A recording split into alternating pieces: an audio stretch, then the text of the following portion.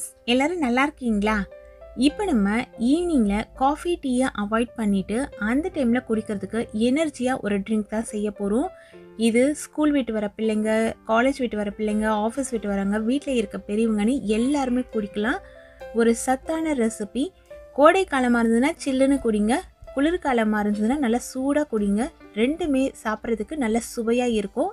இப்போ இந்த ரெசிபியை எப்படி செய்யுதுன்னு பார்க்கலாம் வாங்க. இந்த ரெசிபி செய்யறதுக்கு அடி கனமாக அகலமாக இருக்க ஒரு பாத்திரம் எடுத்துக்கோங்க.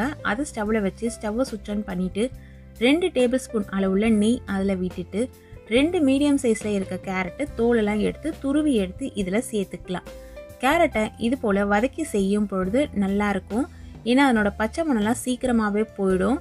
நீங்கள் இது போல் துருவி எடுத்து செய்யும் பொழுது நமக்கு சாப்பிடும் பொழுது அந்த நல்ல ஒரு ஃபீல் இருக்கும். நமக்கு அரைச்சிட்டு சேர்க்க வேணாம், துருவி எடுத்து சேர்த்துக்கோங்க. இது போல் பாதி அளவு வதங்கின பிறகு அதில் 50 கிராம் அளவுள்ள சீரக சம்பா அரிசி நொய் சேர்க்குறேன். சீரக சம்பா அரிசி இருந்ததுன்னா சேர்த்துக்கலாம், அப்படி இல்லைன்னா சாதாரண பொன்னி பச்சரிசி நம்ம வீட்டில் இருக்கும் இல்லைங்களா ரெகுலராக, அது கூட சேர்த்துக்கோங்க. சேர்த்துட்டு 3/4 லிட்டர் அளவுள்ள தண்ணி இதில் சேர்த்து நல்லா கலந்து விட்டு வேக வைக்கணும்.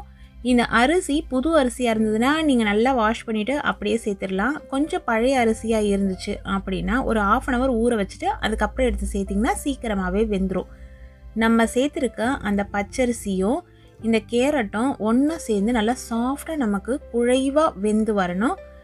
இந்த 2 அரிசி தான் சேர்க்கணுன்றது கிடையாது. பச்சரிசி வகைகளில் நீங்கள் எது வச்சுருக்கீங்களோ அதை சேர்த்துக்கலாம். சீரக சம்பா அரிசியாக இருந்ததுன்னா அதுக்குன்னு ஒரு ஃப்ளேவர் கிடைக்கும்.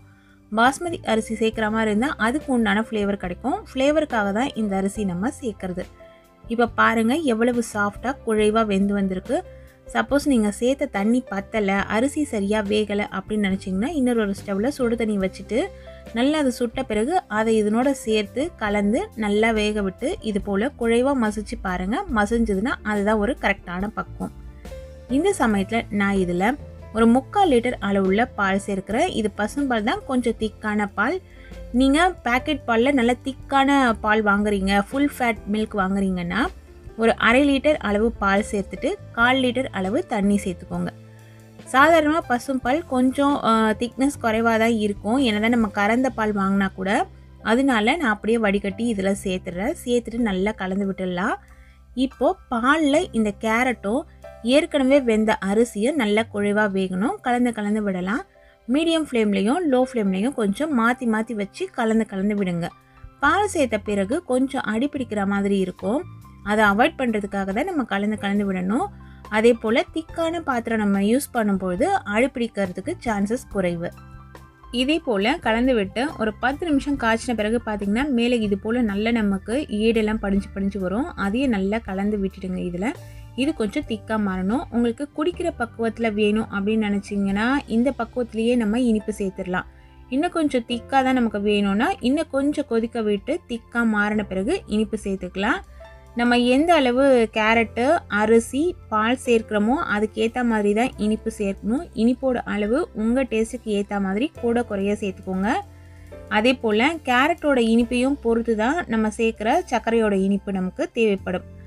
இப்போது இதில் நான் 2 மீடியம் சைஸ் கேரட்டு, ஒரு 3/4 லிட்டர் அளவு பால் சேர்த்தேன். அதுக்கு கிட்டத்தட்ட 100லேருந்து 150 கிராம் அளவு சர்க்கரை வரைக்கும் தேவைப்படும். நீங்கள் 125 கிராம் அளவு சர்க்கரை சேர்த்திங்கன்னா கூட அது ஒரு நல்ல இனிப்பில் தான் இருக்கும். சர்க்கரை பார்த்து சேர்த்துக்கோங்க. பால் நீங்கள் சுருங்க காய்ச்சிடுறீங்கன்னா சர்க்கரையோட அளவு அந்த சமயத்தில் குறைச்சிக்கணும். இதை விட நமக்கு இலகலாக தான் வேணும் அப்படின்னா சர்க்கரையோட அளவு நான் சொன்ன 150 கிராம் கரெக்டாக இருக்கும். சர்க்கரை சேர்த்த பிறகு ஒரு 5 நிமிஷத்துக்கு இது கொதிக்கணும். சர்க்கரையோட அந்த பச்சை மணம் போகணும். அதனால் மிதமான தீயில வச்சு கொதிக்க வச்சுட்டு ஆஃப் பண்ணிவிடுங்க ஸ்டவ்வை. அதுக்கப்புறம் ஓரளவு கொஞ்சம் ஆறின பிறகோ இல்லை அந்த சூடு இருக்கும் போதோ அதில் 1/2 டேபிள் ஸ்பூன் அளவுள்ள ஏலக்காய் தூள் சேர்த்து கலந்து விட்டுடலாம். நம்மக்கிட்ட முழு ஏலக்காய் தான் இருக்குன்னா நம்ம சர்க்கரை சேர்க்கும் பொழுதே ஒரு 5 ஏலக்காவை 1-2 தட்டி அதை இதில் சேர்த்துடலாம். இப்போ இது அப்படியே கொஞ்சம் ஆறட்டும். கொஞ்சம் நம்ம சூடு பொறுக்கிற அளவு நம்ம குடிக்கிற அளவுக்கு சூடு வருது. அந்த சமயத்தில் இதில் நட்ஸ் வேணும்னா நம்ம சேர்த்துக்கலாம். நீங்கள் நட்ஸ் விருப்பப்படலைன்னா இதை அப்படியே கூட குடிக்கிறதுக்கு கொடுத்துடலாம். ரொம்ப சுவையாக இருக்கும். மில்க் மேட் சேர்க்கணும் அப்படின்னு விருப்பப்பட்டிங்கன்னா மில்க் மேட் நம்மளோட தேவைக்கு ஏற்ற மாதிரி சேர்த்துக்கோங்க. இப்போ நான் இதில் நட்ஸ் எல்லாம் சேர்க்க போகிறேன். அதனால் ஒரு தாளிக்கிற கரண்டி ஸ்டவ்வில் வச்சுட்டு ஸ்டவ்வை சுவிட்ச் ஆன் பண்ணிவிட்டு 1.5 டேபிள் ஸ்பூன் அளவில் நெய் சேர்த்துருக்கேன். நெய்யோட அளவு பார்த்து நீங்கள் குறைச்சி கூட சேர்த்துக்கலாம். நமக்கு தேவையான அளவு முந்திரி பருப்பு இதில் சேர்த்துக்கலாம். பிள்ளைங்க எவ்வளவு சாப்பிடுவாங்க அப்படின்றதுக்கு ஏற்ற மாதிரி, இல்லை பெரியவங்களுக்கு கொடுக்குற மாதிரி இருந்ததுன்னா நீங்கள் முந்திரி பருப்போட அளவு குறைச்சிக்கோங்க. மிதமான தீயில வச்சு முந்திரி பருப்பு ஓரளவு நல்லா கோல்டன் கலரில் சேஞ்ச் ஆகி வரட்டும். அது வரைக்கும் கலந்து விட்டு வறுத்துக்கோங்க.